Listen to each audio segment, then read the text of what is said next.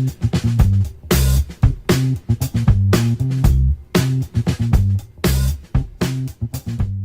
voy a empezar esta segunda mesa con una cosa que escuché ayer. Ayer estuvimos en rueda de prensa presentando la jornada y tenía un periodista al lado que estaba escuchando a las distintas personalidades que participaron en la rueda de prensa y que decía por lo bajo, dice, como Google me recomiende mi próxima lectura, me doy de baja de Google. Nos podemos plantear si también es posible darse de baja de Google, que probablemente la respuesta sea que no. Pero esta siguiente mesa vamos a hablar un poco de ese tema, es decir, le podemos preguntar a Google, o quien dice Google dice Alexa o HomePod, cuál va a ser mi próxima lectura y que actúe como prescriptor de nuestras lecturas. Ahora que estamos en un medio digital y estamos empezando a plantear esa asistencia de algoritmos y queremos saber de dónde cogen esos metadatos, cómo se construyen esos algoritmos, sobre todo quién los construye, qué hay detrás de las intenciones de esos algoritmos y en el caso de la industria editorial, cómo le va a afectar en aspectos de marketing a la hora de lanzar sus libros. Y para resolver todo eso, o para intentarlo, o para plantear a veces igual más dudas que respuestas, veremos lo que va saliendo, tenemos la siguiente mesa titulada El impacto de la inteligencia artificial en el libro. Contamos con la presencia al fondo de Luis Collado, director de Alianzas Estratégicas de Google España, que tiene más de 15 años de experiencia en el sector editorial, que colabora con editores, entidades culturales y educativas y creadores de contenido para ofrecer soluciones para el desarrollo de presencia en Internet, acercamientos a la audiencia y para maximizar el negocio digital. Tenemos también en el medio a Nieves Ábalos, fundadora de Monoceros Labs, que es un estudio especializado en crear aplicaciones de voz para Alexa y Google Assistant en España. Crea y diseña experiencias conversacionales pensadas sobre todo para niños y para personas mayores. Y en este caso nuestro moderador va a ser Antonio Ortiz, director de Publishing en Webmedia España, que analiza el ecosistema digital desde su blog personal y también desde Sataka, así que con él les dejo. Bueno, muchas gracias por la introducción. Creo que si la mesa anterior, incluso la charla del señor Anderson, tenían un pie en el presente y uno en el futuro, creo que en la nuestra tenemos casi los dos pies clavados en el futuro y tiene el reto y la dificultad para nuestros invitados con lo difícil que es acertar lo que va a ocurrir, por lo menos darnos pistas para dónde creen ellos que están haciendo mucho de lo que tiene que ver cómo va a funcionar las cosas en los próximos años, intentar vaticinar o intentar adivinar o despejar muchas dudas alrededor de esto. Alrededor de inteligencia artificial, comentábamos en la rueda de prensa del Congreso que realmente ahora mismo estamos en lo que los propios americanos llaman lo más arriba que se puede estar en el ciclo del hype, de la sobreexpectativa, digamos, de que inteligencia artificial, además de una disciplina académica que está ofreciendo resultados reales, también se han convertido en una herramienta de marketing en la que prácticamente cualquier elemento al que se añada un poquito de software ya se le ha puesto la etiqueta de inteligencia artificial. Y luego tenemos un escenario muy concreto al que la organización nos invitaba a centrarnos y por el que quiero empezar con los dos, que es alrededor del mundo de los asistentes. El mundo de los asistentes tiene un elemento por el cual se ha hecho muy, muy atractivo. La tasa de adopción de estos asistentes, de estos altavoces inteligentes que están presentes en nuestro hogar, ha sido mayor que la de los tablets, que es un fenómeno notable, pero es que está siendo incluso mayor que la del teléfono móvil, que prácticamente es el elemento más transformador de cómo nos relacionamos con los contenidos, la cultura y un montón de industrias más, ¿no? Entonces, hay una cosa de los asistentes que yo creo que nos va a servir y va a ser interesante para partir, que es que como estos asistentes dependen mucho del desarrollo por idioma, digamos, el español ha venido años después del inglés.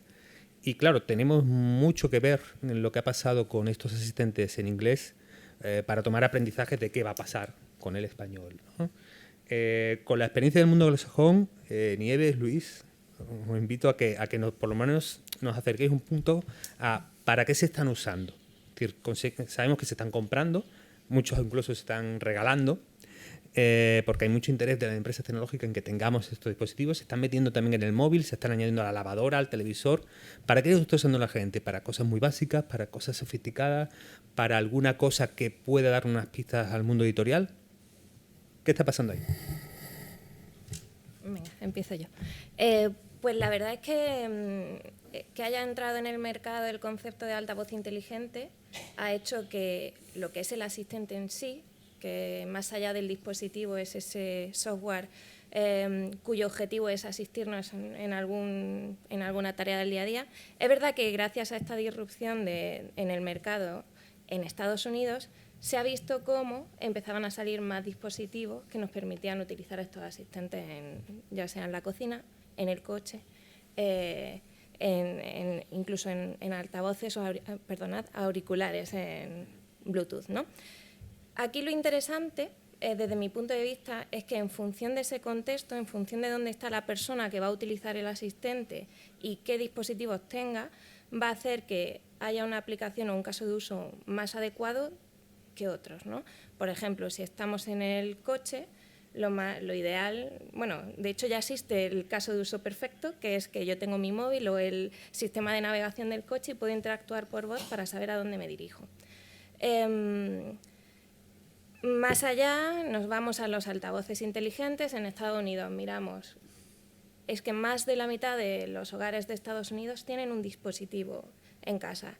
Y lo ideal, o sea, y lo notable encima es que si un hogar tiene un dispositivo inteligente es muy probable que tenga más de uno, con lo cual se va a distribuir esos asistentes o esos dispositivos en las diferentes habitaciones. Y esto nos lleva a poder conectarlo en ese entorno hogar con domótica. Tengo una luz, Vale, entonces, viendo que tenemos la capacidad de un nuevo canal y esa asistencia personalizada, ¿por qué no aprovecharlo para otro tipo de cosas? Y aquí es donde entra el contenido. Es una plataforma nueva para poder llegar a esos usuarios desde diferentes lugares, como puedan ser su hogar, su salón, y ponerle ese canal a que accedan a nuestro contenido.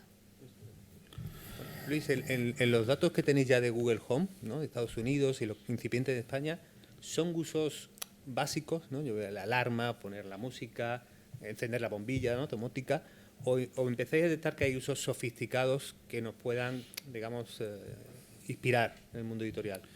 El asistente virtual es una evolución de la interacción entre el ser humano y la tecnología, ¿vale? Tan sencillo como eso. Es decir, hasta hace unos cuantos años nosotros interactuábamos a través de ordenadores con las dos manos y un teclado para pedir a Internet, para hacer cosas en Internet, ¿vale? Hace relativamente pocos años, en vez de usar las dos manos, usábamos un dedo y la pantalla del móvil era la forma de interactuar. Bueno, y eso ahora se hace a través de la voz, a través de los asistentes. Pero para hacer lo mismo que se hacía en Internet, se hace en Internet o a través del teléfono o a través del ordenador. ¿De acuerdo? Eso significa desde pedir información o acceder a cualquier tipo, en efecto, de contenido, o para activar cualquier otro dispositivo que está conectado, o para sencillamente sacar el máximo partido que puedas a Internet. Claro, ¿qué estamos habituados o qué estábamos habituados a hacer en Internet? Pues todo tipo de operaciones que poco a poco se están añadiendo a los asistentes virtuales. Reservar una mesa en un restaurante, comprar un billete de avión, o sencillamente decir, ok, Google, llévame a la oficina. Ok, Google, llévame a la oficina. ¿Vale? Exactamente lo mismo que hacemos a través de cualquier otra tecnología con Internet. Ese es el límite, esa es la frontera. Más allá de cosas puntuales, pero que al final eso es interconectividad de dispositivos, como es el control de domótica, etcétera, que también estamos haciendo, o el control de los sistemas de navegación o entretenimiento de los coches, ¿no? Pero es otra forma más de interactuar a través de la tecnología con Internet. De hecho, por aportar un poco, de hecho la voz es como clave en muchas situaciones, ¿no? Y es la manera más rápida. En cuanto hay una tarea que realizar en el móvil que te lleva X pasos, pero eso lo puedes hacer por voz, es que si tienes el dispositivo adecuado, lo vas a hacer por voz. Porque es más intuitivo que escribir, por supuesto. Manejar con un dedo era más intuitivo, hemos visto esos vídeos de niños moviendo con el dedo un tablet. Ya el móvil era más intuitivo que los ordenadores, la voz ahora todavía es más intuitiva, en efecto más fácil, más sencilla la interacción con esta tecnología. Perfecto. De manera, debatíamos un poco también a partir de preguntas de los compañeros periodistas en la mesa redonda, que, claro, no toda innovación tecnológica al final acaba teniendo, por así decirlo, una aceptación social. A pesar de las ventas, en paralelo tenemos un fuerte debate sobre privacidad.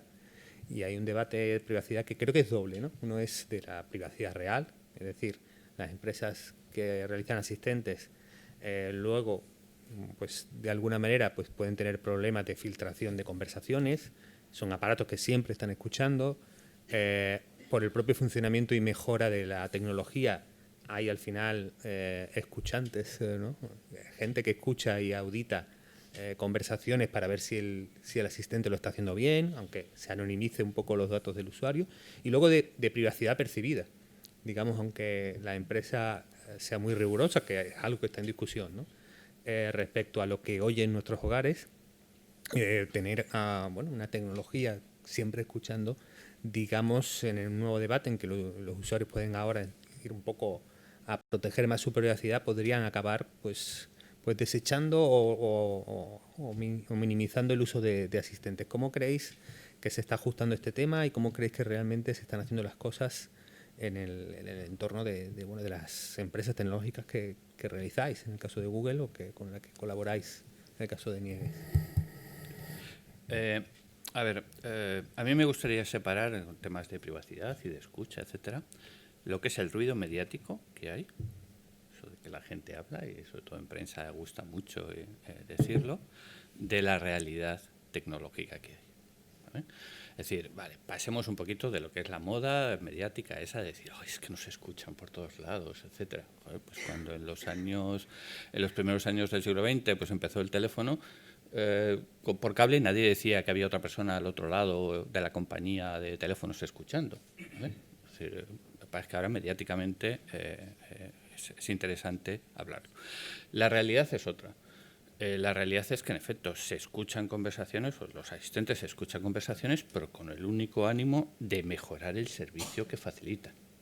¿De acuerdo? Es decir, y mejorar el servicio que facilita significa, por un lado, el poder identificar cada vez más idiomas, acentos, tonos, etcétera, porque cada uno hablamos de forma diferente. Cuando interactuábamos con un teclado, el teclado era la disposición de las letras y yo daba a una tecla y sale la letra que ahí ponía en la tecla. La interacción por voz es mucho más complicada. Idiomas, ya digo, acentos regionales, formas de hablar y de pronunciar que tenemos cada uno, etcétera. Entonces, claro, hay un proceso de aprendizaje y para eso se necesita una escucha, más allá de temas de privacidad o de seguridad, etcétera, etcétera. Y luego hay otro proceso de aprendizaje también que se necesita escuchar para llevarlo a cabo, y es saber lo que la gente está pidiendo a los asistentes, ¿de acuerdo? Y los asistentes todavía no son capaces de dar el servicio. Entonces, claro, ¿cómo sabemos que la gente lo que está pidiendo continuamente es que le digamos cuál es la distancia entre la Tierra y la Luna?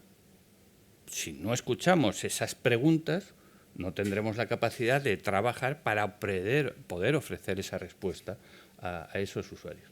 Entonces, la escucha realmente que se hace en un muy pequeño porcentaje de casos va en esos dos sentidos, ¿no? Lo que ocurre es que mediáticamente estamos ahora mismo en el ruido modal de los conceptos que has comentado. Bueno, añadir también que desde mi punto de vista sí que va a afectar, o sí que podría afectar ese ruido mediático a cómo se ven estas interfaces o estos altavoces inteligentes en España, porque en España, como bien decía antes, venimos como por detrás de Estados Unidos. En Estados Unidos la adopción ya es abismal y este tipo de noticias pues son importantes, pero pues ya la gente tiene los dispositivos en su casa, ¿no? Aquí en España pues nos afecta. Decir que sin estar dentro de Google o Amazon o cualquier otra compañía que tenga estos dispositivos, sí que se empiezan a ver cambios en el hardware para que estas situaciones no sean tan críticas, sobre todo en el viaje en el cual tienes un altavoz y está el micrófono todo el rato activo, que eso no significa que se esté procesando nada de lo que uno dice, ¿vale? Ese micrófono está activo hasta que una persona dice esa palabra clave, ese OK Google, ese Alexa, ¿no? Para evitar ese momento se empiezan a utilizar dispositivos que tienen un botón en el cual tú directamente, queriendo activar el asistente, activas y pides lo que quieras. Entonces, esa puede ser una buena manera para que la gente diga, bueno, pues lo estoy utilizando cuando yo quiero, esto no me está escuchando y esto no es algo que esté ahí de espía fuera más allá de mi casa.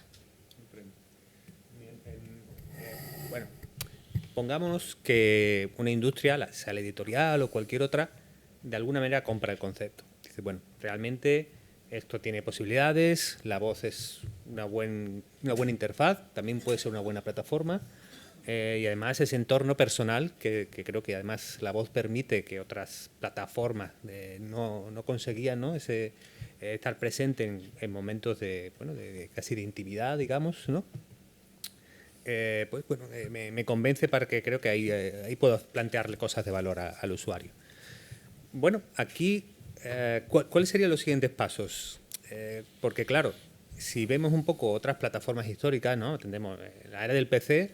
¿Cuándo empezó la gente a interesarse por el PC? Bueno, cuando aparece el procesador de textos, a lo mejor, ¿no? Desde ese momento el ordenador personal empieza a ser valioso para millones de personas, ¿no? En el móvil, bueno, cuando además de lo que hacía la Teleco y el fabricante del teléfono, pues aparecía WhatsApp, ¿no? De repente a la gente, bueno, yo quiero tener eso, no me quiero quedar fuera. Bueno, ¿dónde está la killer app de la voz? ¿Dónde está la killer app en el sentido de, bueno, la super aplicación que pueda ser capaz de impulsar un cambio, de que la gente pues se vaya de cabeza a usar este tipo de asistentes y que pueda ser, pues eso, lo que proponga un tercero, bueno, una editorial, una empresa de videojuegos, un banco, no lo sé, una empresa de tecnología que pueda plantear, porque claro, años después de salir los asistentes, de permitir aplicaciones, donde Alexa permite aplicaciones, Google tiene sus actions, si lo digo correctamente. Claro, no se ve que digamos, se esté dando con la tecla de vamos a conseguir esta aplicación súper popular encima de los asistentes. ¿Cómo lo veis? ¿Por qué no ha pasado todavía? Bueno, yo no estoy tan de acuerdo que no haya pasado.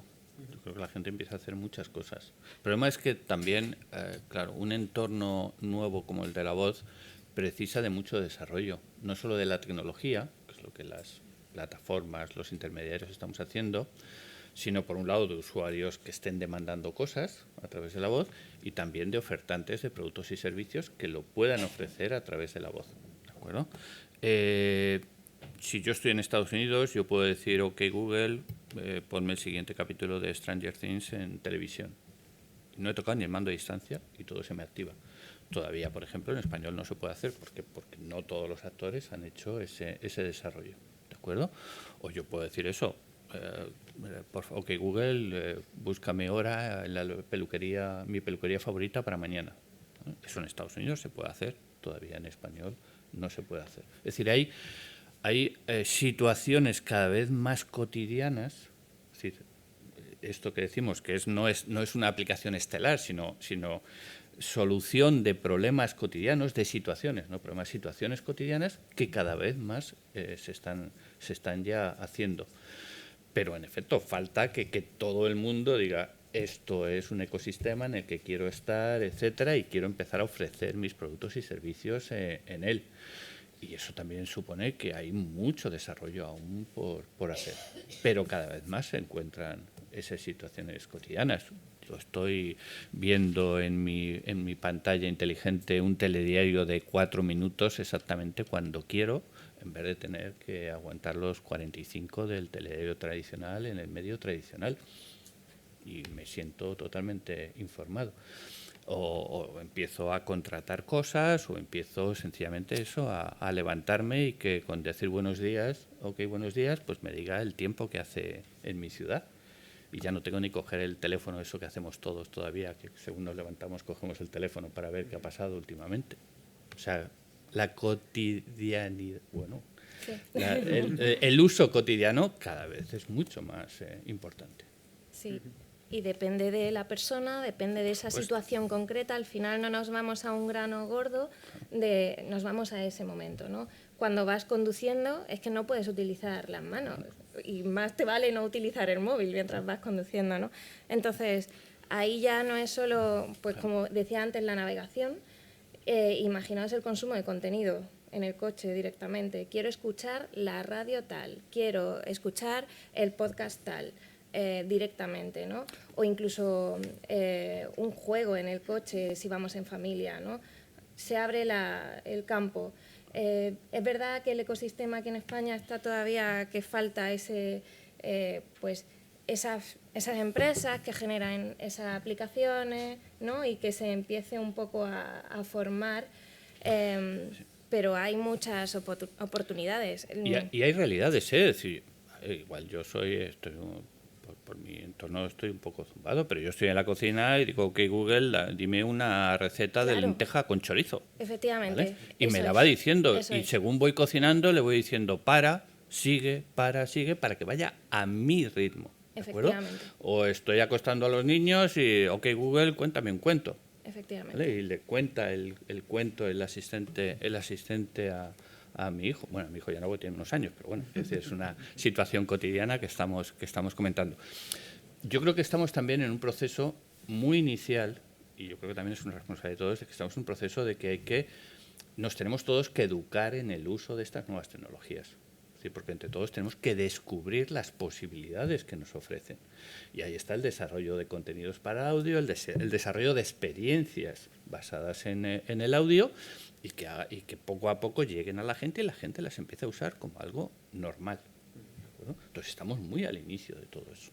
Desde mi punto de vista es verdad que habrá aplicaciones que no sean tan útiles, ¿vale? Porque ahora se está experimentando mucho, al final es un nuevo canal, pues abres la Store de Alexa o la Store de Google y te puedes encontrar de todo. Experiencias con calidad, que ahí es la clave, experiencias con calidad pensando en a quién van dirigidas y sobre todo en qué dispositivo, en qué situación van a utilizarla, y otras aplicaciones que son pues más nimias. Al final estamos como cuando surgieron los sistemas operativos, los móviles, y empezó ese mundo nuevo de las aplicaciones, ¿no?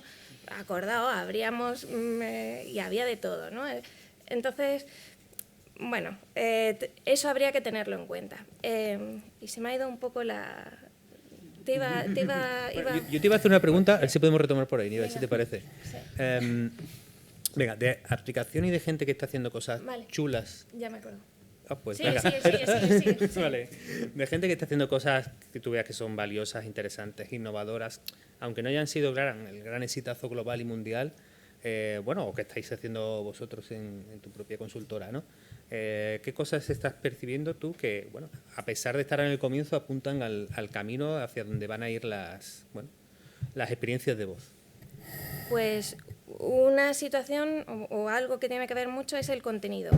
Hablabas justo de Google contando cuentos. Hay una aplicación que me encanta que tiene Google, y es que en Reino Unido, al menos en español eso creo que no está, en Reino Unido, gracias a Disney, se ha aliado con Disney, y lo que han hecho es que el padre, mientras le cuenta el cuento al niño, ¿vale?, Google está escuchando y va poniendo música y va ampliando esa experiencia de lectura del padre con el niño con sonido en función de lo que va reconociendo. Si el padre le está contando la historia de Coco y está hablando de tal, de cual, del perro, pues escucha ladrar al perro. Y a mí eso me parece ese caso perfecto en el cual la tecnología está ayudando y está aportando valor a una situación cotidiana y hace una experiencia mucho mejor que si no se hace con...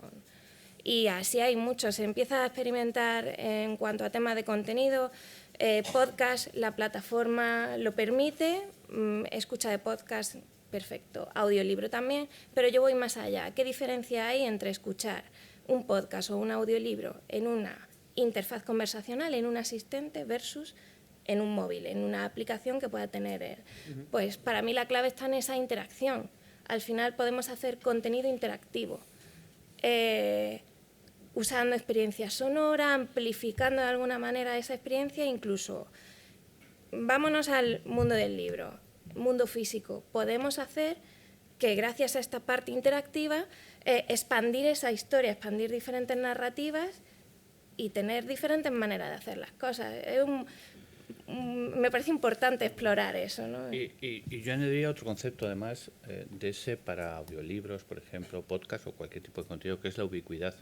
No necesitas un dispositivo específico para hacer. Es que puedes estar en el salón de casa y escuchando en tu Smart Speaker, tu Smart Display o en la televisión de 52 pulgadas, perdón, tu audiolibro. Pero puedes estar paseando por la calle y estar escuchándolo con tu teléfono, con tus auriculares inteligentes, o puedes estar en el coche, o puedes estar en cualquier situación sin necesidad de tener un dispositivo. Y además todo sincronizado, porque todo está en la nube. Entonces tú acabas de escuchar un audiolibro anoche en la cama antes de dormir y por la mañana te metes al coche y le dices OK Google, sigue leyéndome mi audiolibro, y te lo sigue en el momento justo donde lo dejaste anoche. Es decir, las facilidades son, la simplicidad además de uso, son enormes ventajas. Además, estos asistentes, que estamos hablando siempre de la voz, pero estos asistentes empiezan a poder usarse en dispositivos con pantalla. De tal manera que ya nos vamos no a una interacción por voz, sino a esa interacción multimodal, ¿no? ¿Qué significa esto? Significa que hay muchas situaciones en las que la voz pues no es útil, ¿no? Pero ¿qué pasa si yo puedo ahí, en ese momento concreto, apoyar esa interacción por voz con un gesto, con un táctil o simplemente visual? Estoy recibiendo información complementaria a lo que estoy escuchando, ¿no? Ni siquiera táctil, una actividad gestual. Eso es. El hacer de la pantalla algo con la mano y con eso estás activando algo. Eso es. Vale. Me ha gustado mucho la intervención tuya, Nieves, esta última, porque justo iba a preguntar, oye, si llega una editorial o un autor, ¿no?, a vosotros, y os dice, bueno, ¿por dónde creéis que como editorial, como autor, como, ¿no?, cualquier actor del mundo editorial pueda empezar a explorar o a pensar alrededor de asistentes y qué tipo de cosas puedo hacer? ¿Por dónde me asesoríais, ¿no? ¿Por dónde me aconsejaríais y qué tipo de cosas pensáis que o ya se están haciendo o veis que estamos ya con la tecnología preparada y con el usuario preparado para que, oye, venga, vamos a probar? Pues, como decía antes, sí, como decía antes, esa parte de crear esas nuevas experiencias, sabiendo que puedes, ese lector, como queramos llamarlo, puede interactuar con nuestro contenido, ¿no? Desde elige tu propia aventura. Antes lo teníamos en los libros. Yo recuerdo de pequeña, eran los libros que menos me gustaban, los de elige tu propia aventura, porque me rayaba yendo de un lado hacia otro, ¿no? Pues podemos tener ese tipo de experiencias directamente con la voz. Ya no solo eso, podemos adaptar el contenido en función de las preferencias de ese usuario, de ese lector. Se abren nuevas maneras, las tradicionales siguen estando, o sea, seguimos pudiendo poner el audiolibro, seguimos pudiendo darle acceso a ese lector a ciertos podcasts, eso sigue estando, ¿no? Pero vamos a empezar a jugar con lo que nos permite esa interacción. Siendo editorial, una plataforma para contenido. Ahí nos iríamos también a apoyarnos de otros algoritmos o de otra tecnología que es independiente de esa interacción por voz, que es lo que hemos hablado durante toda la jornada, que es ese recomendador, ese algoritmo que te recomienda contenido, ¿no? Pero eso va un poco, es independiente a la interacción por voz, ¿no?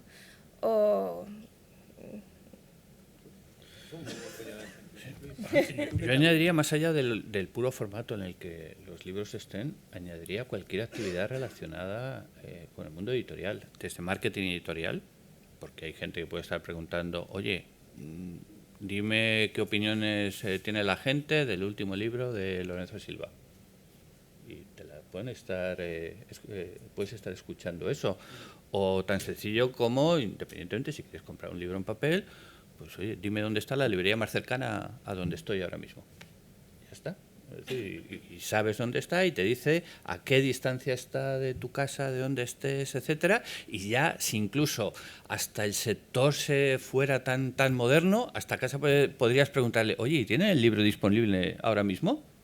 Para si te quieres dar el paseo y comprarlo en ese momento. Bueno, eso ya sí que es ciencia ficción en este país, pero bueno, en fin, hagamos un poquito de pensamiento futuro, ¿vale? O si tu formato es digital, pues puedes decir, ponme mi libro en esa pantalla que decíamos de 52 pulgadas para leerlo en formato digital en la televisión del salón, etcétera. Es la interacción que se puede hacer, lo que se puede sacar de los estantes virtuales en el mundo editorial va mucho más allá del mero formato en el cual el libro se puede ofrecer. No hay que hablar solo de audiolibros, es que también en formato digital o formato en papel se puede aprovechar de... No, es que me estaba acordando de cosas por añadir. Imagina un lector compra un libro, esa editorial o ese autor puede ofrecer una narrativa, extender la narrativa del libro, creando una experiencia adaptada a esa interfaz de voz y darle valor añadido al usuario. Entonces tenemos, como bien hablábamos antes en la otra mesa, ¿no? Tenemos diferentes maneras de consumir una misma historia que puedan aportar valor y no se pelean entre sí, ni estamos hablando de que... Pues eso. Pero, bueno, y aquí, metiéndome un poco en la piel del que lleva negocio a la editorial, ¿vale? Claro, yo escucho los ejemplos y todo me suena. Son, bueno, añado valor a unas obras, añado mucho coste y al final me van a pagar lo mismo por el libro. Aquí entra un poco el problema de los modelos de negocio viables o posibles en los entornos del asistente. Bueno, yo por la parte de medios hemos hecho cosas con asistente, colaboramos por ejemplo con Google Assistant, donde hacemos, bueno, tenemos nuestra información ahí también presente, pero claro, lo que vemos es que la inmadurez de los modelos de negocio posibles. No podemos poner publicidad, me parece comprensible porque es un entorno tan personal que yo creo que el propio usuario tendría una aceptación dudosa no sé, de repente escuchar anuncios, ¿no? Tampoco la afiliación, compra, etcétera, están como muy están maduras o están ya disponibles, y hay un poco de incertidumbre de, oye, aparte de que podamos hacer obras, bueno, ya no sé si antes debatíamos si eran libros o audiolibros, esto ya nos va a poner difícil, ¿no? Aparte de que, bueno, poder conseguir unas obras pues, novedosas o innovadoras o diferentes, ¿dónde veis que pueden acabar siendo los modelos de negocio y la forma de generar ingresos a partir del ecosistema de la voz y los asistentes? Vale, a día de hoy en España tenemos disponibles plataformas de pago, ¿no? O sea, alguien puede crear una aplicación de voz e introducir un Amazon Pay o un Google Pay y que se realicen esas compras a través de la voz, ¿no? Pero empiezan a surgir, pues mirando también y en base a la experiencia que se está obteniendo de otros mercados como Estados Unidos, se empiezan a introducir modelos como el de suscripción, el de compra dentro de app, que eso se estila mucho en el mundo móvil, y hay empresas, por ejemplo, que están surgiendo solo para crear estas experiencias de voz y orientándose a nicho. Por ejemplo, empresas de juegos de voz. Aquí esa compra dentro de app permite que si al usuario le gusta ese juego, esa historia narrativa, pueda comprar dentro de esa aplicación con una interacción muy natural alguna cosa. Entonces, ahí ya estás de alguna manera pudiendo monetizar o rentabilizar ese esfuerzo que has hecho por crear esa historia, ¿no? La novela por capítulos. Por ejemplo, sí. Joder, si me preguntas a mí, yo lo primero que diría a los editores es, joder, buscaros otra industria, pero igual no es el mejor mensaje a dar. No, a ver, si supiéramos dónde está el éxito, sería muy fácil y habría todavía muchísima más competencia, ¿no? Yo creo que es labor de todos encontrar ese modelo de éxito. A lo mejor es más fácil ir a otras industrias similares y, en efecto, ver modelos que están comenzando a funcionar. Y los has comentado, suscripción, gamificación, es decir, hay videojuegos que por ir consiguiendo más potencia, más vidas, etcétera, vas pagando y al final pagas mucho más que lo que te podía costar el juego. Puede ser una forma, la llamemos novelas por capítulos o como queramos. Es decir, hay industrias similares donde hay modelos que se ven que empiezan a funcionar. Pero claro, yo sé que en el mundo editorial es muy difícil decirlo, pero hay que experimentar y hay que buscar donde pueda estar el éxito hasta encontrarlo. Y en ese proceso no todo el mundo va a encontrar la solución. Sí. ¿Es así de duro o así de real? Añadir que si estamos pensando en diferentes canales o en diferentes medios, pensar que una interfaz de voz o que esa interacción por voz puede ser otro dentro de la estrategia de monetización, ¿no?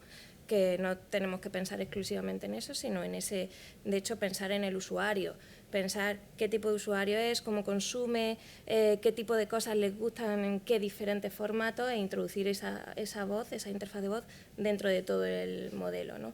Aquí también me he acordado mientras hablábamos el modelo de Buy Once, Enjoy Everywhere, que se está estilando también, y permites que tu lector o que tu usuario esté comprando, accediendo a esa compra en un punto, pero lo está pudiendo disfrutar en cualquier parte, ¿no?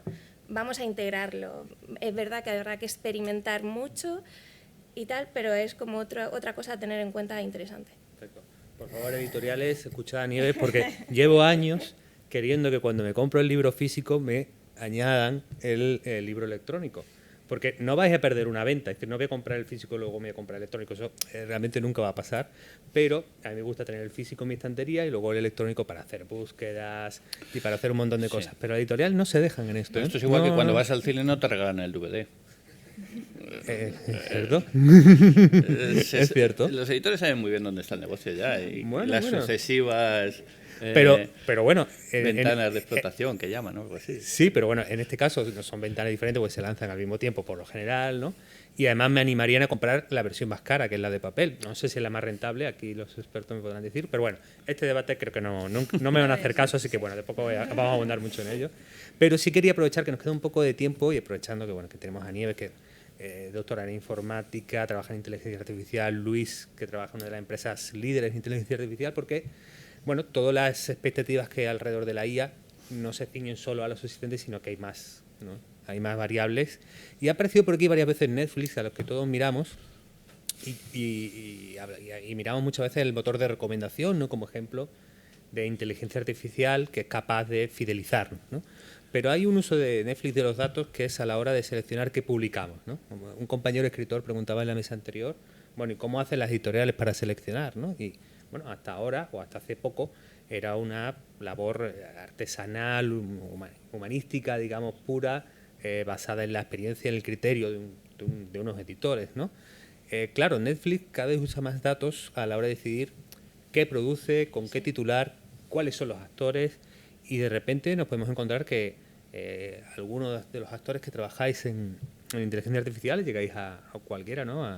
A Alfaguara, Anagrama, Planeta, cualquiera de los que puedan estar aquí presentes y decirle, oye, realmente yo tengo un mejor método para saber cómo va a ser de exitosa una novela, ¿no? Yo soy capaz de interpretar, te puedo decir el tema de cuál va a ser el siguiente Patria, no lo sé, ¿no? Van por ahí los tiros donde la inteligencia artificial puede ayudar a las editoriales, al negocio del libro, puede ayudar en términos de marketing, se habla mucho de los metadatos y cómo optimizarlos. No sé, ¿por dónde veis que pueden estar las siguientes, digamos, convergencias entre el mundo editorial e inteligencia artificial? Sí. Aquí al final la inteligencia artificial, ¿en qué es buena? Es buena en un caso de uso, o sea, en resolver un problema muy concreto, muy acotado, con unos datos, que no se nos olvide nunca, necesitamos datos, y la inteligencia artificial es capaz de sacar patrones que nos ayuden a tomar decisiones, ¿no? Entonces, detección de tendencias. Si nosotros tenemos una plataforma en la cual tenemos una serie de lectores, sabemos qué les gusta a esos lectores, porque no, claro que podemos aprender de lo que les gusta y de alguna manera tener en nuestro un dashboard o una guía de mandos en el cual saber qué tema, qué tipo de, dónde a esa persona le ha interesado más, dónde ha dejado la lectura. Todos esos datos los podemos utilizar para tomar luego mejores decisiones, como editorial o como quien sea. Sí, yo he abierto mucho los ojos antes en algunos comentarios que se han hecho con los recomendadores. Había un ponente, con perdón, no sé si está por aquí, que decía, yo es que no sigo nunca las recomendaciones del algoritmo. Pues estupendo, coño, ole. Qué bien, eres una persona y humana. Además, claro, eso es lo que todo... Yo creo que tú has dicho la palabra clave, la inteligencia artificial está para ayudar, no para resolver, sino para ayudar a resolver, ¿vale? O a solucionar temas.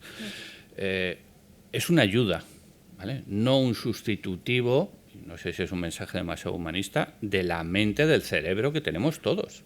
Es una ayuda, y así la deberíamos ver. Y no deberíamos tomarla como que las máquinas nos dicen lo siguiente que tengo que leer. Por Dios. Vale, eso queda muy bien, yo sigo diciendo lo mismo en un titular de prensa, pero no se trata de eso.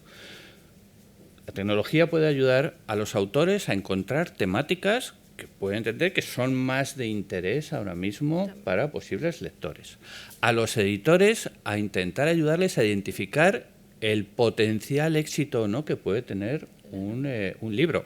Eso ya hay programas, hay algoritmos que lo que están es procesando la información de cientos de miles de bestsellers a lo largo de muchos años e intentan ayudar a predecir el posible éxito o no de un libro. Pero eso nadie tiene la bolita de cristal para decir, es que si el algoritmo dice 9,5 es que voy a vender 800.000 ejemplares, ¿vale? En absoluto.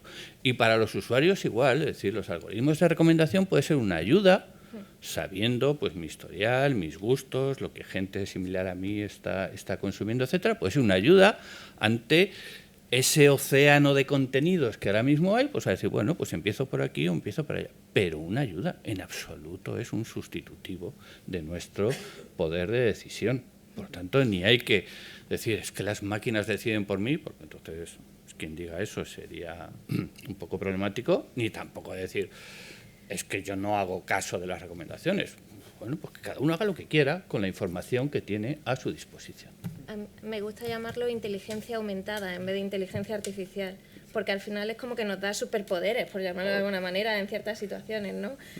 Pero sí, también notar que hay otra corriente en la cual habla de que esos algoritmos de recomendación se han tenido que entrenar en base a unos datos y, claro, en función de lo buenos que sean esos datos, los resultados de ese algoritmo serán mejores o peores. Y aquí entran sesgos en función de cómo... Pero eso es otro debate, es otra mesa y tal, pero... Sí.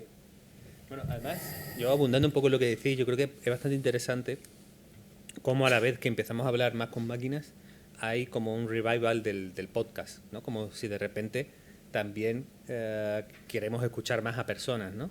Creo que también es interesante que la propia Netflix, aunque hace esto de usar mucha ciencia y muchos datos, y su labor como plataforma y como productor ya no es una 100% humanística, es verdad que ha dado un poco paso atrás y cada vez habla más de que confía más en los creadores y en su arbitrariedad o en su inspiración que en decisiones más deterministas a partir de los datos, ¿no? Pero a la vez, fíjate que yo creo que hay un caso curioso también con el mundo del cine y cómo las grandes superproducciones de Hollywood cada vez dejan menos personal al director, que además el estudio sabe, oye, esto va de 7 individuos en pijama que son superhéroes y tienen que pasar esto, con sota caballo rey, y no te salgas mucho porque realmente sabemos que esto son tantos dólares al final de mes, ¿no? Creo que estamos en un momento de síntomas un poco en direcciones muy, muy diferentes. Y antes de pasar al tema de preguntas, yo quería hacer una pregunta muy futurista. Traigo algo aquí.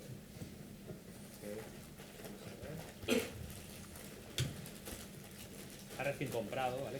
Pero no quiere estar. Vamos, un libro de José Ángel Mañas. Que, bueno, ya le han recomendado dejar de escribir libros esta mañana. Creo que ya no está por aquí, se ha ido Nervión a llorar o algo, no sé. Hasta allí, no te veía, José Ángel. Yo lo compré porque me interesa mucho el tema de la conquista, tanto de precolombino y de la conquista. Y fíjate, por una recomendación humana, porque creo que te escuché en Biblioteca Pública, en el podcast de Radio Nacional, bueno, en la Radio Nacional, ¿no? Pero yo lo escuché en el podcast del programa, ¿no? Y claro, muy futuro, hace un par de meses se le dio muchísimo bombo, cierto bombo, como al primer libro publicado por una inteligencia artificial. El libro se llamaba Lithium-Ion Batteries, a Machine Generated Summary of Current Research. Es decir, una inteligencia artificial había visto 40.000 estudios de baterías de litio y la había jerarquizado, condensado y escrito una obra a partir de lo que había entendido ahí, ¿no?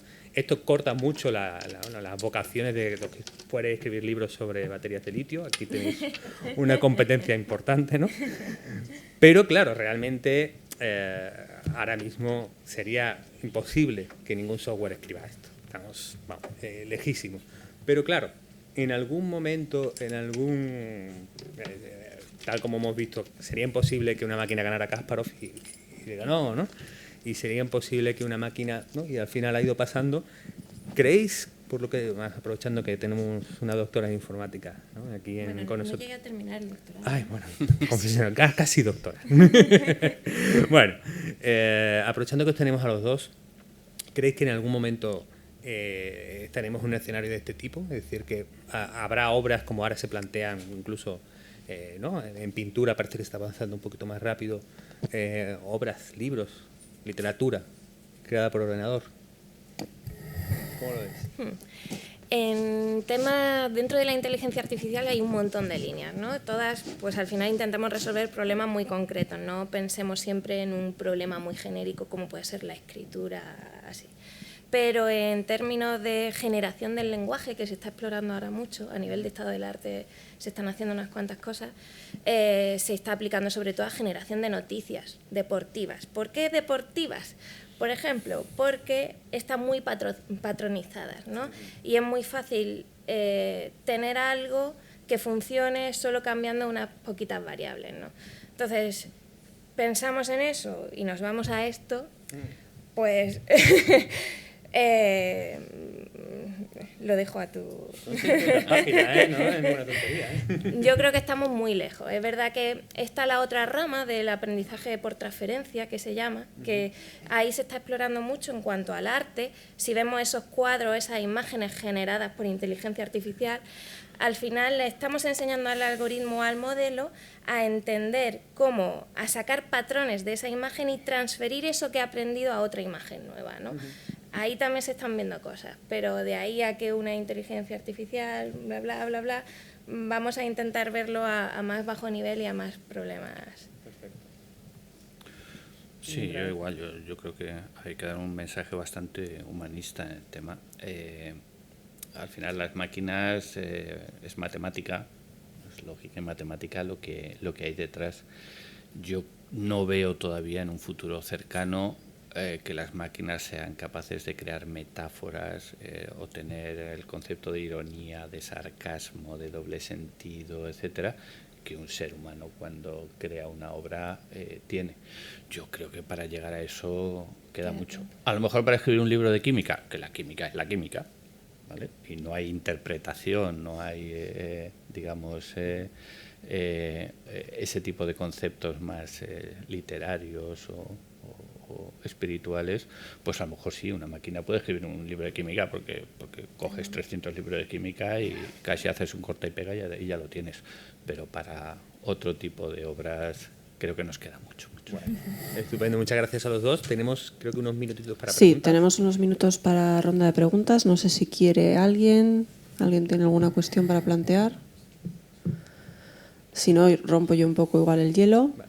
¿No tenemos igual un poco la sensación de que vamos muy rápido en el sentido de esto, de que estamos creando estos algoritmos que ayudan a recomendar y sin embargo ahora hay algunas compañías, mundo series, mundo películas, que están empezando a dar un paso, no atrás exactamente, sino que están manteniendo los dos niveles, pero están volviendo a buscar la recomendación de otras personas, es decir, empezando a dar otra vez en valor, a poner otra vez en valor, llámalo el sistema de las estrellitas si quieres, o igual vamos muy rápido y pensamos que va y no vamos tan rápido mentalmente, digo, a nivel de usuario.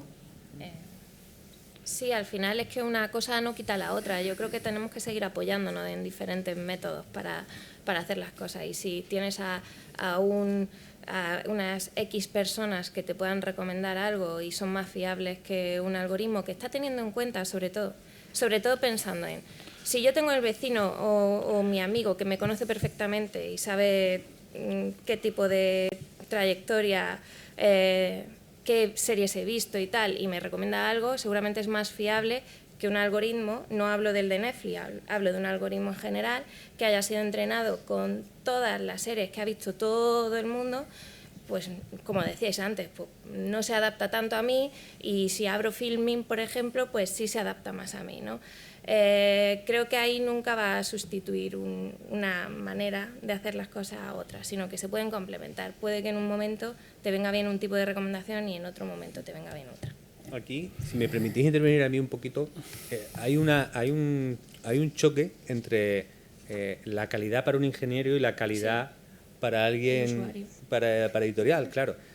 Alguien editorial dirá, bueno, alguien editorial o artístico o audiovisual, cualquiera de estas disciplinas, claro, tiene en cuenta factores pues de la hondura y la complejidad de la obra, del desarrollo y la originalidad de la trama, tiene en cuenta unas variables determinadas o su propio gusto personal desarrollado a partir de sus influencias. Bueno, al final hay un criterio de la calidad, ¿no?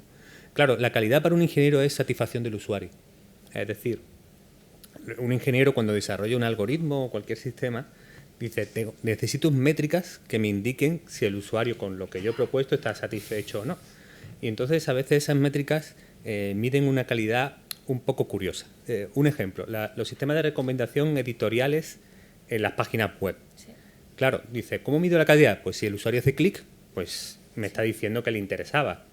Pero claro, el clic a veces no está muy asociado a su satisfacción real, sino que está asociado a lo amarillista, llamativo o ¿no? clickbait que pueda ser el titular, ¿no? Entonces, de repente, muchas veces yo creo que se están produciendo como agujeros en ese ámbito entre la calidad como puede entenderla un equipo de ingenieros y las métricas que tiene al alcance para decidirlas frente a sistemas de calidad más tradicionales. Y por eso incluso ahora se ve que HBO y Netflix están probando sistemas más de autoridad, como el que ha mantenido Filmin todos estos años. Filmin ha mantenido pues una curación de contenidos humana, de recomendaciones que hacen sus críticos frente a sistemas puros algorítmicos que pudieran recomendar a partir de los indicios que ven en la plataforma, ¿no? Sí. Yo digo lo mismo, es que somos personas. Tenemos información de mucho tipo, ¿de acuerdo? Sí, yo creo que no he hecho caso en mi vida a una crítica profesional en el suplemento literario de un periódico del fin de semana, porque son un tipo de libros que no eran para mí. Pero bueno, es una información que tengo y a lo mejor en un 1% de casos le he podido seguir. Tengo la información del recomendador algorítmico y tengo la recomendación, porque al fin y al cabo soy una persona más o menos social, que tengo amigos, familia, que me hablan de aquello que les ha gustado, que a lo mejor creen que me puede gustar, etcétera. Yo junto todo eso y yo decido. Joder. Entonces, al final es un compendio de todo. Es información que me llega de muchos sitios y yo decido. Si no fuera así, yo mismo me preocuparía. Claro, entonces no es ni de que antes era una cosa, porque ya digo, si todo el mundo hubiera hecho caso a los críticos literarios, pues yo no sé, las listas de bestsellers serían totalmente contrarias a los que son, pero tampoco he leído 50 sombras de Grey. Es decir, joder, tenemos que ser un poquito más realistas y más normales, que ni una cosa era antes buena y ahora todo es malo, ni al contrario. Estupendo. ¿Queda tiempo para alguna pregunta más? Sí. Yo quería preguntaros una cosa que puede que os sorprenda, pero los escritores trabajamos con el Word, con los procesadores de textos, y los procesadores de textos te dan pues el significado de una palabra que a lo mejor no conoces, un sinónimo, en fin. Incluso ahora hacen un poco de gramática, ¿no? Pero no ayudan a veces al escritor, le podrían ayudar también a decirle, por ejemplo, ¿no? En este capítulo ya has dicho 2 veces un adverbio en mente, con lo cual avisarte y decirte no lo hagas por 3ª vez en la misma página porque esto cansa al lector, ¿no? O decirle, por ejemplo, has dicho le dieron una mala noticia y se quedó blanco como el papel, y que te haga un avisito diciendo: esto de blanco como el papel ya lo dijo en su día no sé quién, no te lo recomiendo.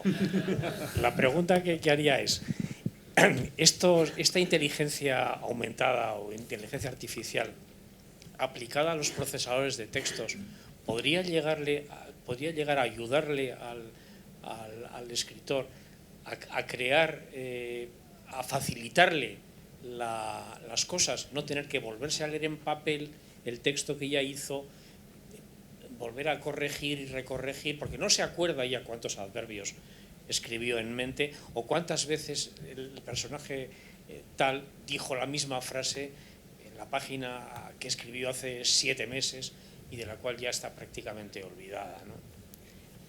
Decir que sí, que se puede tener un asistente que te ayude a eso. La dificultad mayor que tendríamos es en cuanto al lenguaje. En inglés, por ejemplo, hay alguna herramienta parecida a la que comentas, que yo la utilizo para cuando escribo en inglés no liarme mucho y no utilizar un estilo muy malo, que se llama Hemingway App.